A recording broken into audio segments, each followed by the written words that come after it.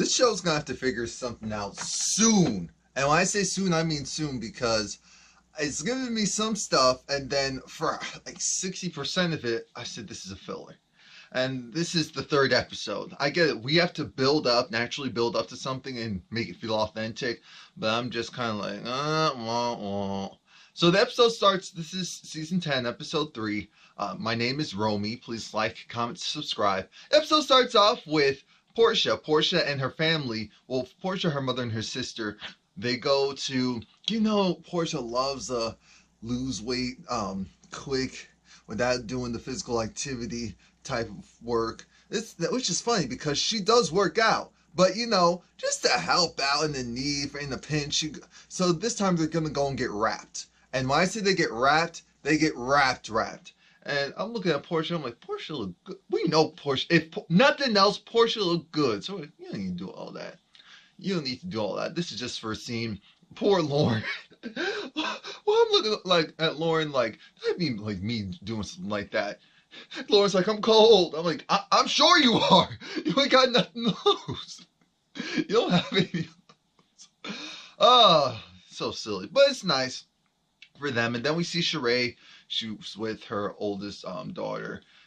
And actually, no, I take that back. She's with all of her kids because her mother, Thelma, Miss Thelma, she's having her 70th birthday party, so they're going to do a 70s theme, and it's fun, everyone getting their costumes. It costs over $300. I said, that's actually right for a theme store. They like to add that little ticket price up if we're going to call it a theme.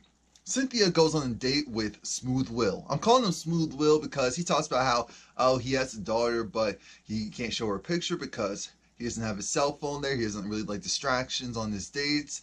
Essentially, he's saying all the right things. He knows Cynthia. This isn't a run-up to... He knows Cynthia. He made sure to do his research. So he actually knows the person that he's trying to date.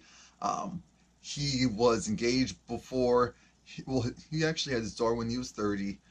He was engaged before, and that didn't work out. And it's just like Cynthia, she's trying to serial date. She's just trying to not get attached. But Cynthia is a relationship type of person. There's nothing wrong with that at all. There's a lot of people who are relationship type of people and try to convince themselves otherwise because they don't want to go and just pin themselves down. I can appreciate that. But so we got Mrs. Smooth out of the way. From there, then we see Nene. Nene's at her house, at the compound, I should say, with Greg, and we even see Brent, her youngest, and he's 18. I remember watching this show, and what was it? He was, when we first started to see him on the show, what was he, like 10 or something? It's been a long time. So I said, wow, Brent is not little Brent anymore. He's grown. I said, it's the genetics, because his older brother, same thing. So now, while that's on the way, we see that Greg, he's just chilling in the cut. And at the time, I was like, is Greg alright? He just kind of looks disheveled a little bit. Not that he looked bad, he just kind of looked like, dang, can we just get through the scene quickly? Because it's just a lot. I thought it was cute when Nene was talking about how, I send you a text, you have a phone, I see the red, because they all have iPhones, and no response. I'm just figuring out what's going on here. And he was like, don't you look beautiful? Don't you look beautiful? Nene's just kind of talking about how Maya has time flied. Great. Then we get to something from the episode, which is Candy. She's at the candy factory. I almost called it Candy Coated Nights. They're at the candy factory. Don Juan is there. Carmen is there. Carmen's going to go and start up her own insurance company. Apparently she did insurance before coming to work for Candy, so she's going back to that. Just like how Candy, at least for the time being, was going back to Escape. And they did ask her about Escape. She said, well, the issue is, it just feels like, she didn't say it like this, but it's like old times where there's a lot of issues and whatnot. A side note, of course Candy's investing in Carmen's insurance company, because I said, I know Carmen made some nice money being Candy's assistant, but Don Juan is being his usual Don Juan, and just trying to go and figure out. So while you were at that party, what happened again? Oh yeah, Shamia's party. Oh, apparently Porsha isn't going to the wedding, and her reason for it was because of the tickets. She was like paying for a first class ticket. You know, she's be able to have her legs positioned upward. I said, oh no, we're not doing this, because Don Juan had that look of I got what you're saying type of look. But most importantly, it's still the whole thing of, how much did you pay? 5,000. Oh, okay. And she probably knew about the thing before you. Okay. Well, we get it. She probably just didn't want to go. You can just say that. It's no issue. Candy's other thing is that there's a huge trust issue.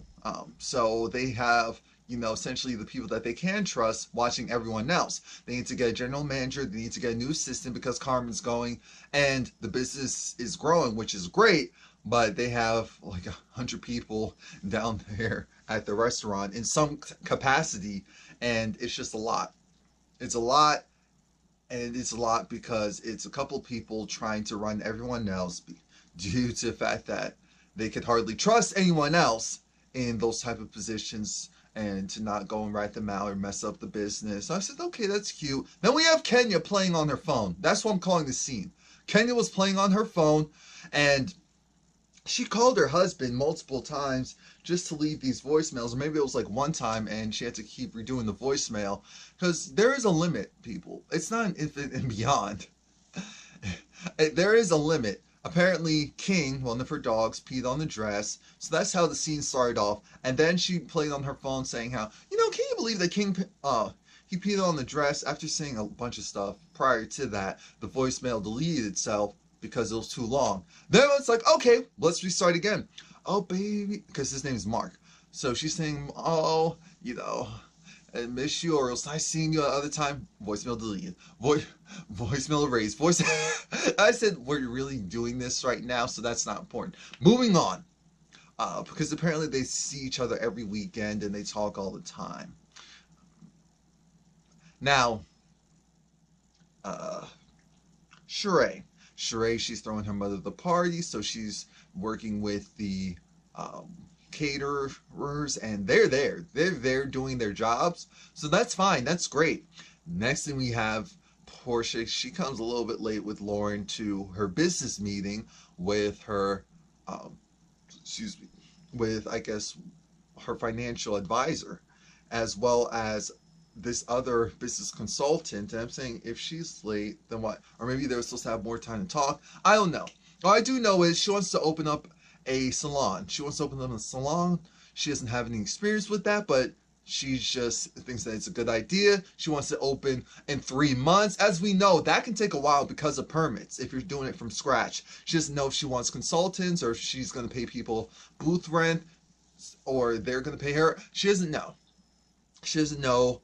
She doesn't know. And everyone's just kind of looking at her like, your idea is fine, but so how are you going to differentiate from the market?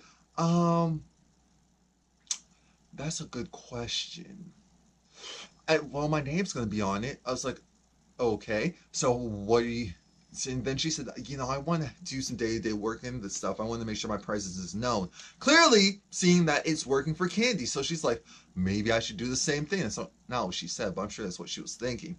And then it was like, okay, in what capacity are you going to do stuff? Oh, well, my name's going to be on there. So I'm thinking, oh, God. It's like, okay, we can salvage this because this is just step one. This is just step one, getting your ideas out there. And then the other issue is, okay, who's going to be running it? Because right now, her sister Lauren's running the hair company, along with being her personal assistant. And Lauren, she got a little irked because Porsha was saying me, mine. And so Lauren was starting to interject, and I said, no, regardless of what we feel, this is supposed to be a professional meeting. You two can't do this in front of them. So that was my only thing. I was like, no, we're not doing this in front of them. So I do agree that once they left, Porsha was telling Lauren, there's a problem here because, and she said in her confessional, I don't like the fact that you have a problem with me and yet you wait until we're at the table to go and say something. Now, her problem partially came out because of what you said at the table. So I also have to give her that. The issue is she just feels unappreciated. She's like, I'm your assistant. I run all your businesses. At 2 a.m. if you call me, I'm there because that's my job. I understand that, but I just don't feel appreciated because I'm also your sister. So it's more than. And Porsha was saying it. You don't need to do that if you feel like I'm just using you and taking advantage of you. And I agree. At this point in time, Lauren's starting to say the same thing that she's been saying for a couple of years. And she has a daughter, so she has even less time to go and just focus on her sister. And then she was saying how she just feels like all of her stuff is just attached to her sister, which of course it is. How could it not be? If your sister's the one making the money, bringing the income, Porsha said, because Lauren said, 85% of the profits are going to go to you. Well, why shouldn't they? If I'm investing the money, if I'm putting my name, my brand, my credit on the line, then why wouldn't it? And then Lauren says, yes, I agree. It's just that you're saying, but the thing is, you're saying that it's ours. It's ours, but I don't actually own a stake in it because, of course, I can't financially do that.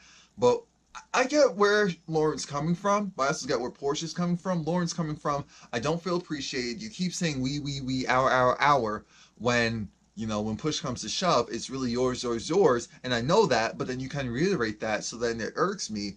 But then, at the same token, Porsha's like, I do for you, because Lauren was saying even pay. When I'm getting paid a normal, which is true. I'm sure that's the case. Sometimes it's more, sometimes it's less. That happens because that's the issue with family. Because then it's like, wait a minute, but I'm also giving you free housing and all this stuff. And even though that does take into account, it is better to just separate because at some point your relationship does get messed up. So then we're moving on to Cynthia. Cynthia goes over to Nene, and Nene, she's just kind of. Nene's just in denial about the fact that there's something going on with Greg and that he's not really feeling well. She knows it, but she doesn't want to go and speak into existence. So she's going to focus on something else and on someone else. That someone else being Cynthia. And Cynthia talks about Will, how she's really, really cool. She was actually surprised. She thought it was just going to be a regular date, but Nene said, look, you need to take this slow. I know you're a relationship type of person. Take this slow and always assume that, like he's sleeping with someone else. I said, this is good advice. Always assume that you're not the only one because you're not in a committed relationship. This is how these things work. But then Nene was saying, oh, you need to go and ask them. I looked at her like, wait, the devil? Nuh-uh. That's cute if you're actually trying to get into a relationship. Until then, don't ask that man nothing because now you're trying to get a little too invested in that. So later on when she talks to Kenya, I do agree with that. But Cynthia was there to just raise Nene's spirits because she understands that she's just fresh. She doesn't really know how to handle that type of like real life negative stuff. Because that's the stuff that really gets to her, not all these other things. On the other hand, Sheree is freaking out because the party planner, her name is Tiffany. Tiffany is saying how, she'll be there pretty soon, but they need the linens. They need, the visual aspects, the other visual aspects, the tablecloths, all that stuff. They need it, and she's nowhere to be found. So Sheree's upset, and it's slowly starting to come out.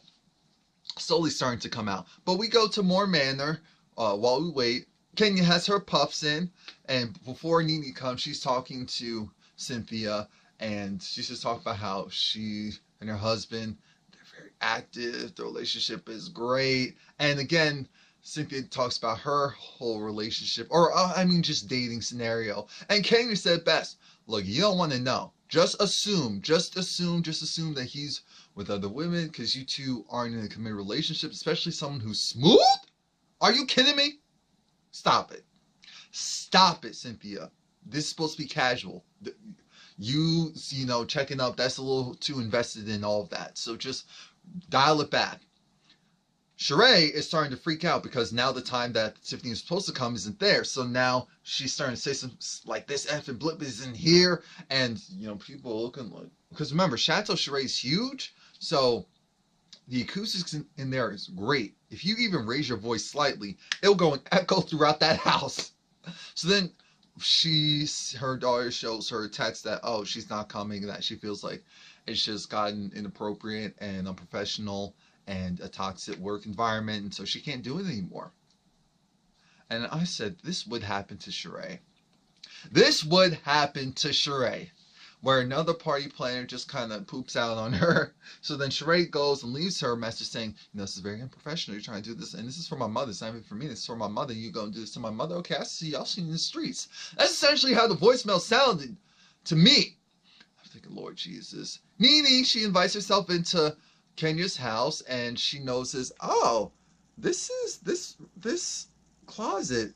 It has men's clothing with the tag still on them. And I thought Nene was going to go a different route, like, oh, well, she needs to make sure her man has something nice whenever he comes. But I was thinking, like, you couldn't take the tags off, because now this feels like a stunt. Now this feels like, oh, you just wanted to make sure that people understood what the situation was. So you made sure that there was a space dedicated for your husband. For your husband. Greg, he's not doing great, but it's a good thing that Nene has a party to distract her. Kenya was definitely in tune with the 70s theme. I felt like everyone to me had somewhat like a black 60s, late 60s, some point 70s with a mix of early 80s type of look. It looked kind of modern for a lot of people's look. Aside from the afros and stuff, the looks seemed kind of modern and almost different eras to me. But when they were there, they had a good time. What's her name? Mama Thelma, Miss Thelma. She was so appreciative. She looked great. Sheree has great genes. So her mother looked great. She had a blast. Everyone who she cared about, even some people she didn't know, were there. But everyone acted accordingly. It looked nice. The disco ball was shiny. The music was bumping. Kenya did a split. And we were all like, oh, so it's like that now. Bring it down low, drop it to the floor. Oh, okay. Okay. Next day, we have Nene. She's going to the hospital, and she's getting there as soon as she can. But the doctors sound like they need to go and operate now. And she's freaking out because she's just like, she doesn't know what's going on. So it looks like maybe they went and started without her. And that's it. We know that Greg did have something. So please like, comment, subscribe. Come back next week.